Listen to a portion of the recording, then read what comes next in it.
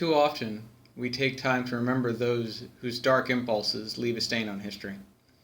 Rarely do we take time to acknowledge the quiet heroes who leave humanity richer for having been a part of it. On July 1st, 2015, a quiet hero died at age 106. Just before Christmas 1938, Nicholas Winton, then 28, canceled a skiing holiday in Switzerland to help a friend doing work with refugees in Prague.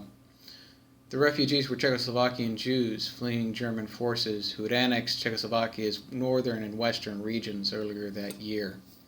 First from his hotel dining room in Prague, and then from his home in England, Winton arranged the rescue and resettlement of 669 children.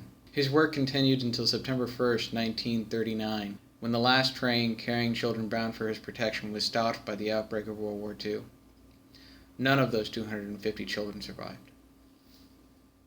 Few knew of Nicholas Winton until a 1988 episode of That's Life, when he found himself surrounded by dozens of now grown children whom he had saved in 1938 and 39. We face a similar crisis today. Perhaps it's a greater one. Nearly 60 million people globally are currently being displaced by force, violence, and persecution. More people than at any other time since records began, according to the UN Refugee Agency. In 1933, to address the refugee crises that preceded and later were compounded by the Second World War, Albert Einstein and others laid the foundations for the International Rescue Committee.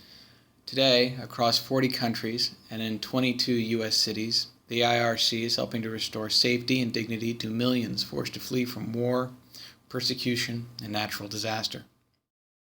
Please support the International Rescue Committee and remember those quiet heroes like Nicholas Winton.